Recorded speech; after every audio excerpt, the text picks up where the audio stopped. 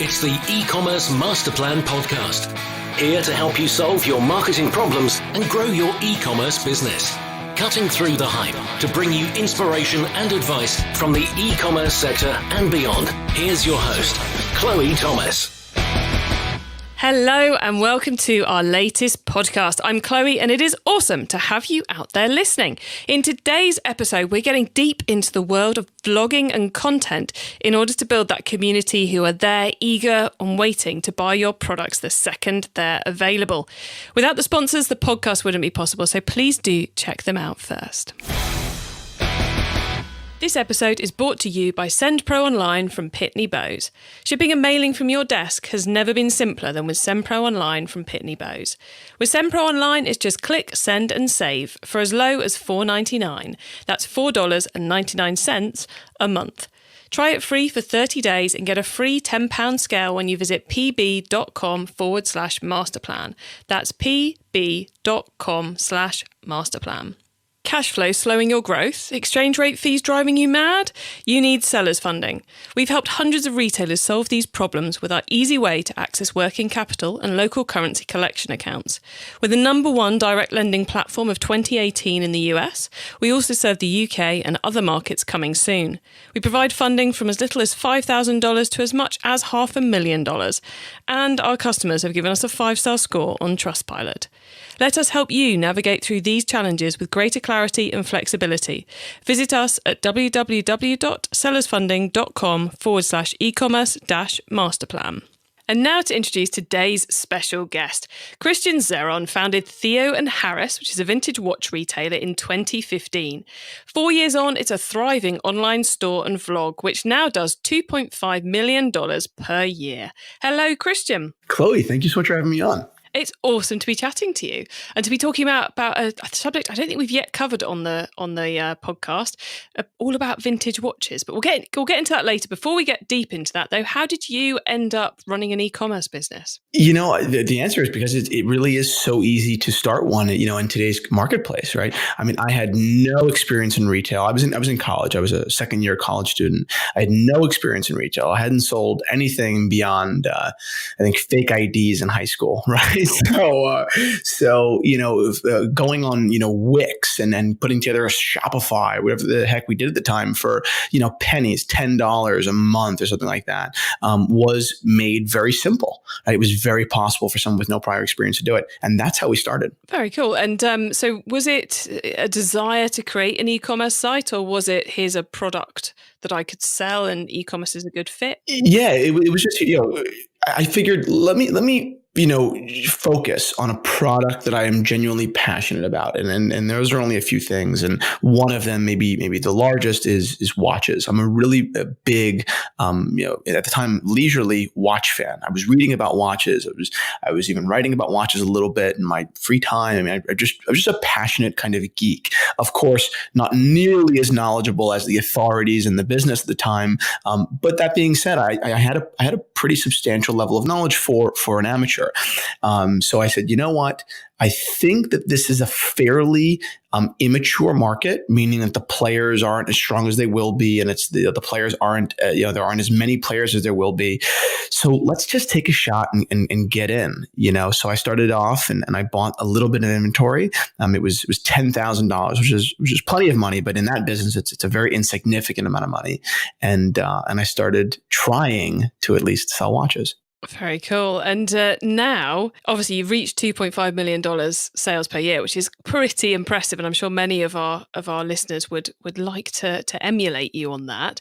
So let's just kind of tick the boxes of where the business is right now. So where are you in the world and where are you sending those watches to? I'm based in New Jersey, which is a state right outside of New York. I'm in New York City once to twice a week, so I have a bit of infrastructure there as far as sourcing watches and things like that. Not too much, but a little bit. But I do almost 35, almost 40, depending on the month, % of my business internationally.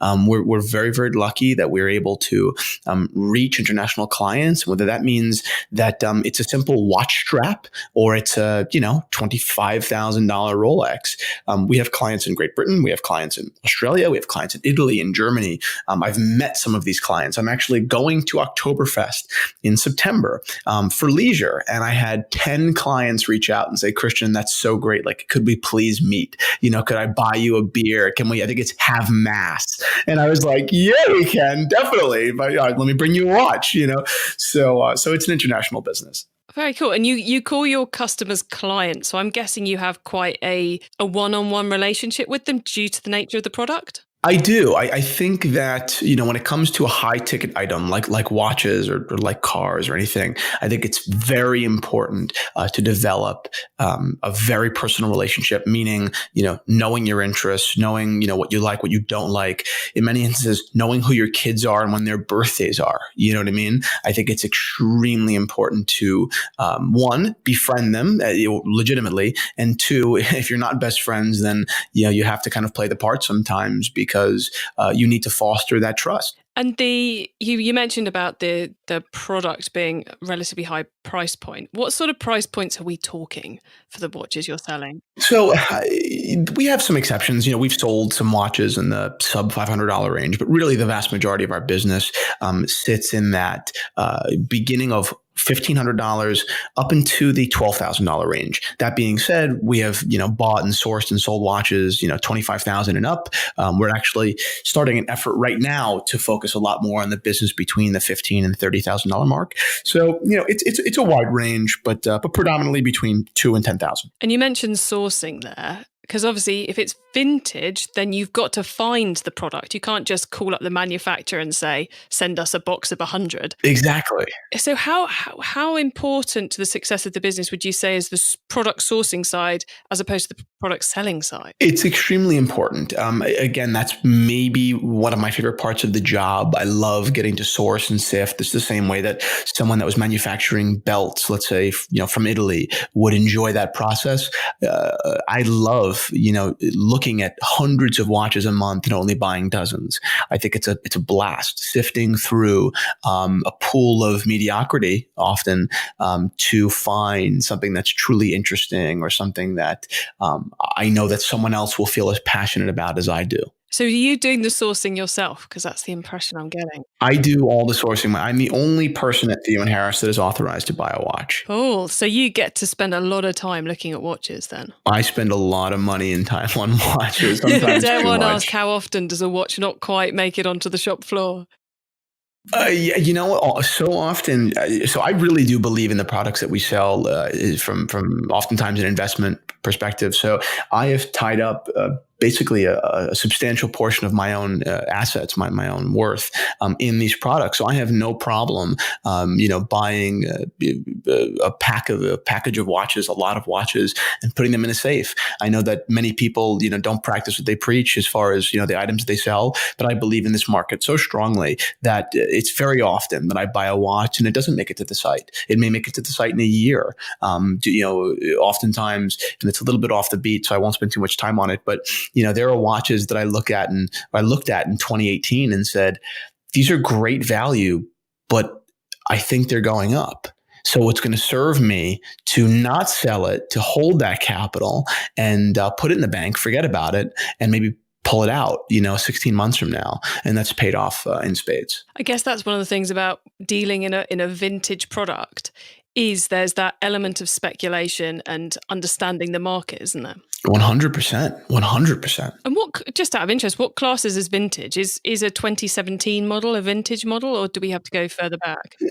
So basically, it's brand new, pre-owned, and vintage. Vintage is usually classified as 20 years, but there are some 30-year-old watches that are pretty much so, modern. It's kind of difficult. The way that I've always described it is a watch or any item that represents a different era, and that era could very well be the 90s. But if it represents the 90s specifically, with real distinction, then I consider that vintage. And I guess that it's that representation that people are interested in, isn't it? It's does this go with my sense of style? Exactly. I mean, do I walk around in, full light wash denim outfits, singing Backstreet Boys? No, I don't. But some people do, so my light wash denim jacket may appeal to, and that's of course vintage in a different game, but it's the same principles. I've expressed interest in doing this. I haven't done it yet, but I have a couple of friends that do the vintage car game and particularly vintage Porsche game and, the resale market.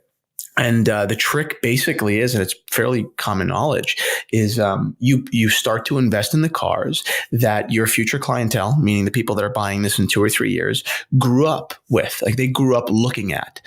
They grew up with it on their screensaver. They grew up with it, hanging above their bed in their bedroom. So that's the same principle with watches. Very cool. All about us reliving our youth. What we couldn't afford when we were young. If I was rich at 11, what would I want? You know what I mean? Like that's, And you mentioned straps earlier as well. So is there a certain amount of watch accessories that you're retailing? Yeah, we do.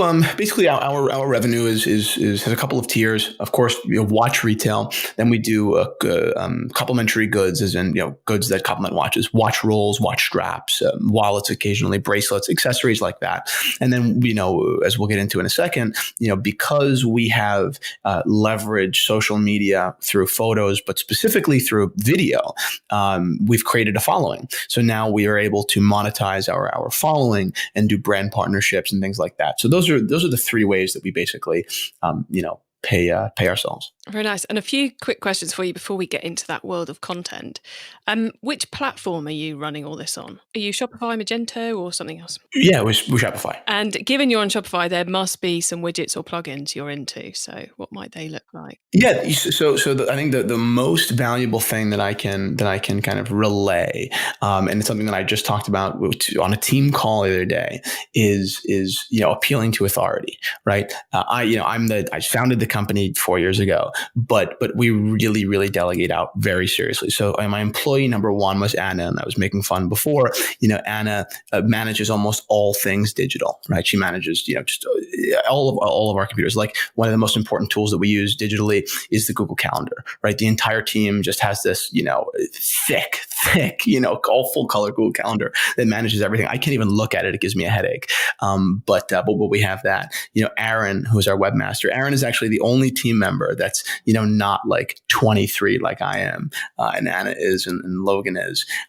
Aaron uses, I can't even begin. I mean, Google Analytics has been one of the most, I think, powerful tools, even though it's so simple. But when we've gone to pitch to advertisers, it's been something that is so comprehensive and it's so thorough and it's so reliable that we've been able to produce, kind of like deliverable documents that are rock solid. So there are 1,000 tools, but I really do, delegate out and allow everyone to focus on exactly what it is they're good at. Very cool. Well, let's get into that world of content, because you're touching on it there with that advertising revenue stream, because you discovered quite early in the business that vlogging was going to be your friend, didn't you? Yeah, we started the business in February and we started, with our video content in September. And was it, because I guess for me, I'm not a watch connoisseur, but for me, watches are quite a flat, simple product.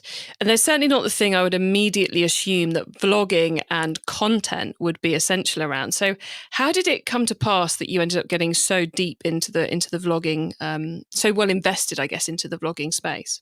The funny thing about watches is that it's fairly niche. I call them watch geeks, watch enthusiasts, that I know don't personally know another watch geek. They've never met one. They've never hung. It's like a secret society.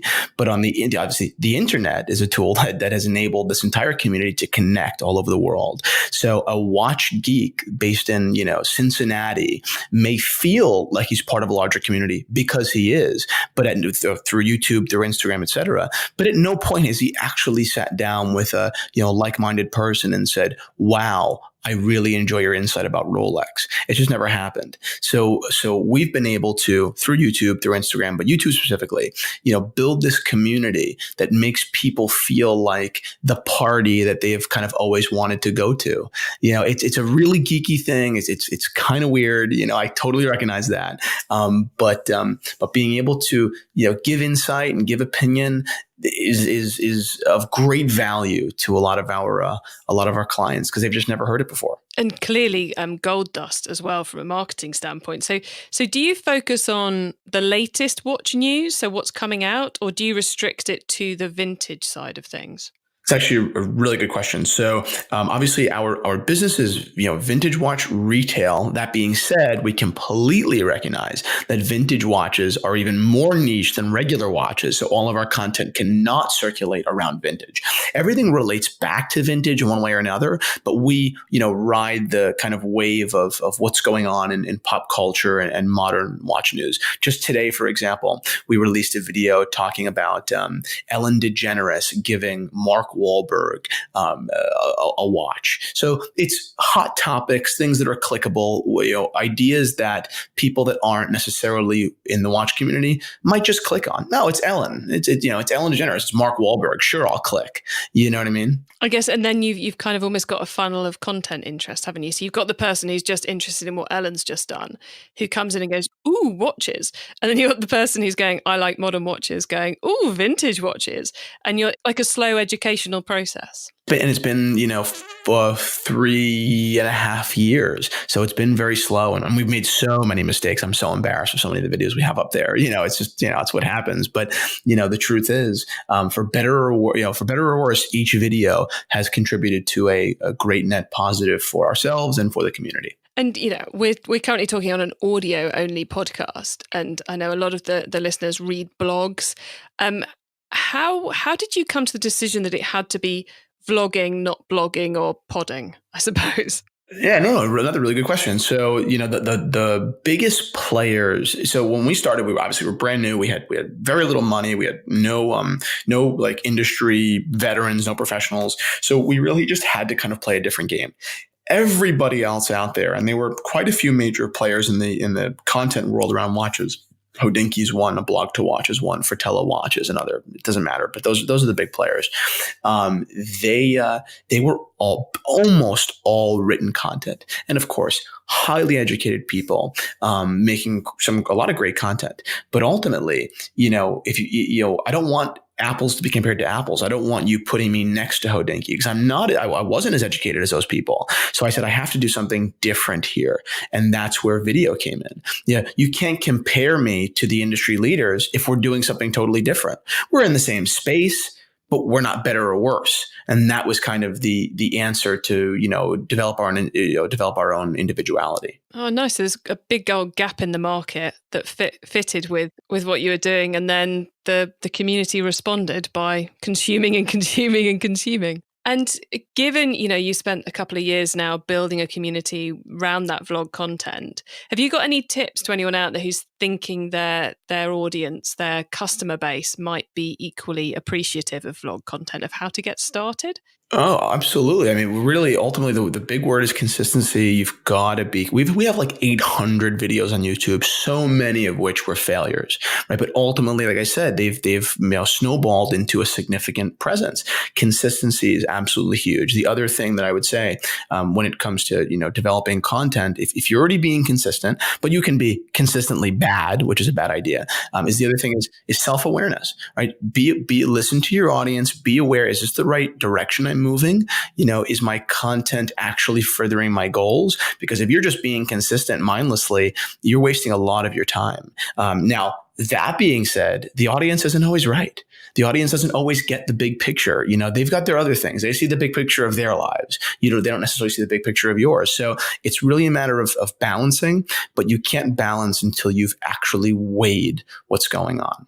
Excellent advice. But I need to come back to that consistency piece though, because do you mean consistency as in every Monday something goes live, or it's always about 10 minutes long, or it's always you doing the vlog, or? Yeah, and that's another great question. Scalability is a big thing. If you're going to insist on building a large, presence by, really upping content output. We put out 3 videos a week, right? At one point, we were at 6 videos a week. Our company was not necessarily stronger at 6 videos than it is at 3. So sometimes it takes just a decision to say, let's actually scale it back strategically. So more isn't always better. When we were putting out 6 videos, they weren't as good because you're spending less time on each. So, if at 6 we were outsourcing 2 of them, it would have been easier and more manageable. Everyone's system works differently. The best thing to do is just figure out what is working and jiving. And then, don't stop that. If you're committing to 2 videos, do 2 videos. If you're committing to 3, do 3. I don't recommend just one. It's very hard to build a following off of one video. YouTube just isn't kind to that. But if you're doing 2 or 3 videos a week, for a long time, the odds are you're going to capture audience. And when it comes to a lot of people starting off, they get very hung up on the quality of the finished product. They want it to be something that Spielberg would be proud of and that could be viewed on the largest cinema screen in the world and look crystal clear. Is that an approach do you now try and get yours somewhere closer to that than the handheld mobile phone? Or is it about the content first and quality second? The way that I have thought about it is basically this. I think that all of your theses or your thesi, if that's even a word, they should all be well thought out, and your arguments or your messaging should be clear. That being said, not every video, and the fact is the vast majority of your videos are not going to be Spielberg productions, and they can't be. All right, one great video, the odds are, is not going to build your business. It's just not. So you need to produce content that is of objectively lower quality. Now, it can still be earnest. We released a video fairly recently. We have a studio and everything like that, and it's super nice. All these great microphones and all this money that I've spent on production. And yet we released a video a couple of weeks ago in the back of my car that did super well because the messaging was honest and relatable. And it spoke to those who care about watches the most.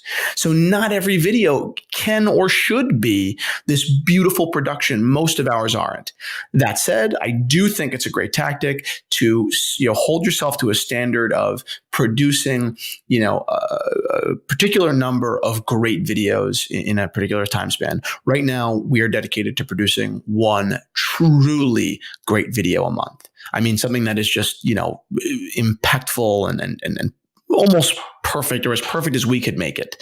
But everything else, it just has to be, good and honest and enjoyable and educational. E-commerce Master Plan is supported by some of the greatest companies in the e-commerce sector. Here's a reminder of who they are. Shipping and mailing from your desk has never been simpler. With SendPro Online from Pitney Bowes, it's just click, send and save for as low as $4.99 a month. Send envelopes, flats and packages right from your desk. And for being an e-commerce master plan listener, you'll receive a free 30-day trial to get started and a free £10 scale to ensure that you never overpay.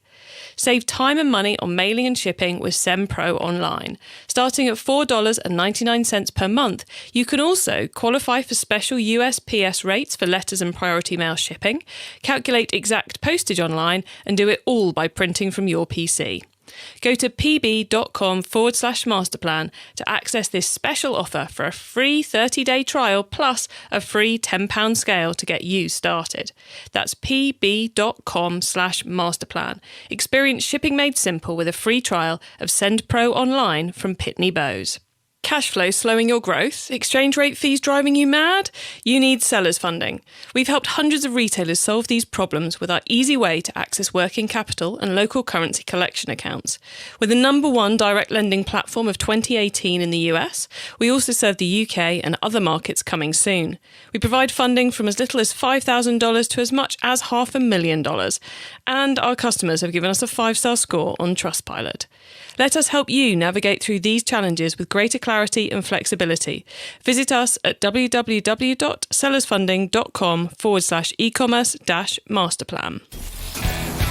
It's time for the top tips round. I love this section because it gives me and our listeners some really quick ideas for taking our businesses to the next level. Christian, you ready for the top tips? I'm ready. Okay, the book top tip. If everyone listening to this podcast agreed to take Friday off and read a book to make their business better, which book would you recommend? I'm an enormous Ernest Hemingway fan. So do I recommend you read Ernest Hemingway? I definitely do. More on a larger scale, I think that you need to read something that is going to make you relax. All day, every day, I'm thinking about tactics and being aggressive. And if I'm going to relax and read a book on a Friday or a Saturday, I want it to be something that's just going to make me feel free. So when I get back to work, I'm aggressive. My favorite Ernest Hemingway book is it's called Capital of the World, and it's just a wonderful book. You know, listening to you say that, I don't think I've ever actually read Ernest Hemingway, and I'm a proper bookworm, so I'm going to have to go and grab that one myself. Oh my God. Oh, it's so good. Because I agree, getting away from it can be equally as good as reading something really practical. I can't tell you, I've gone for walks with friends who, or maybe you're in college and our conversations can be fairly superficial, and yet I'll leave that relaxing walk so energized for work. I just come back like an animal. I really, really enjoy time off, even if it's an hour. I agree with you completely. Okay, the traffic top tip. Which marketing method do you either prize above all others or think doesn't get the press it deserves? I call it being poetic. If you can be poetic and be kind of beautiful on any of these mediums, whether it be Instagram or YouTube or even LinkedIn. LinkedIn's a really big potential because everything on LinkedIn is so boring.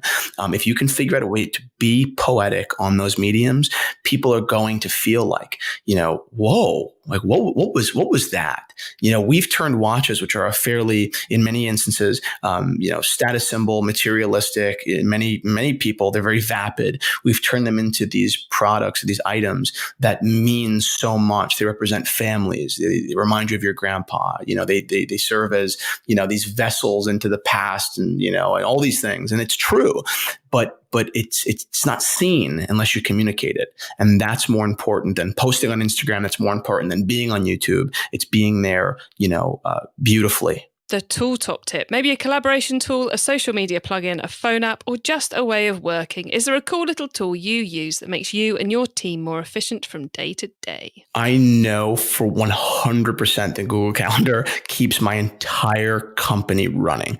That being said, I'm called every day with my calendar. Someone gives me my calendar every day, but I know for a fact that if it weren't for Google Calendar, that gets all of our team members, and we have 6 team members, which isn't that many, but it's enough to have disorganization. If it weren't for that tool, which we've only implemented in the last maybe 8 months, this entire, we would be working so much more to do the same because there's too much overlap. There's too much mismanagement, and there's too much lack of coordination. It's a simple app, but geez, it's so valuable. Very cool. I like the slightly different recommendations, and it's like, listen, I haven't found like the most genius app ever. And if you have, that's wonderful. But I'm like, I call a lot of my business is very ghetto. It's just the truth. Like, it's simple things that are of great value. Yeah, could not agree with you more. Okay, the growth top tip. If you met someone today who's focused on growing their e-commerce business from 100 orders per month to 1,000, what would be your number one tip for them? It's consistency. 100%. It's being consistent on all these mediums. I'm not of the school that you conquer all of your mediums. I don't believe in it. But if you can be genuinely consistent on even just one of them, and when I say consistency, I don't mean posting once a day. I mean posting 2-3 times a day. I mean taking advantage, like for Instagram, posting 2 or 3 times a day, taking advantage of stories, DMing back the 1,000 people that have DM'd you, and DMing 1,000 more. Your business absolutely explodes. We must have 4 people at almost all times active on our Instagram, 4 team members, because I genuinely believe in that tool. tool. I don't even believe in Facebook as much as I believe in Instagram. So we are consistent and we double down.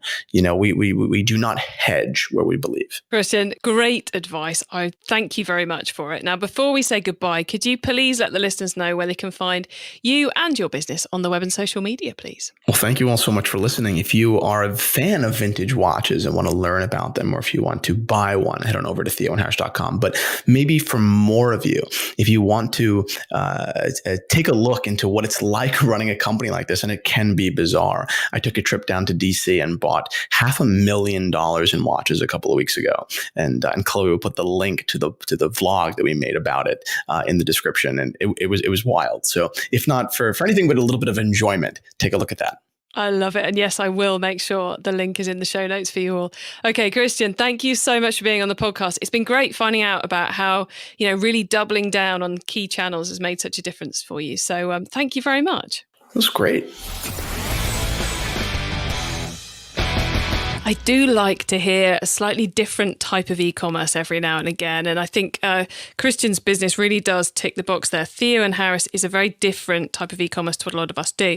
Not only are they selling product where there's only one or two of it because it's a vintage watch and there's not going to be that much depth in stock, not only are they selling products that are huge in terms of price point, we're talking thousands of dollars per item.